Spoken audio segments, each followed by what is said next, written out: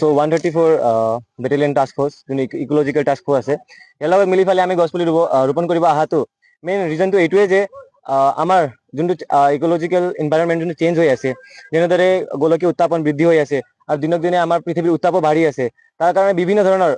ষ্টেটবোৰত আমি অলৰেডি দেখিব পাইছোঁ যে কিছুমান বহুত ধৰণৰ সমস্যা আমাৰ অসমতো আগতে আজিৰ পৰা 3 বছৰ আগতে যদি আমি চাব গওঁ 26 ডিগ্ৰীতকৈ বেছি হোৱাই নাছিল সো আজিৰ সময়ত যেনেদৰে 36 ডিগ্ৰী 37 ডিগ্ৰী সামটাইমছ 38 ডিগ্ৰীও পাই যায় আসামত সো এইটোৰ কাৰণে আমি কি কৰি আছো আমি একো কৰা নাই আমাৰ মানুহবিলাকে ইয়াক ভালদৰে গুৰুত্বপূৰ্ণ দিয়া নাই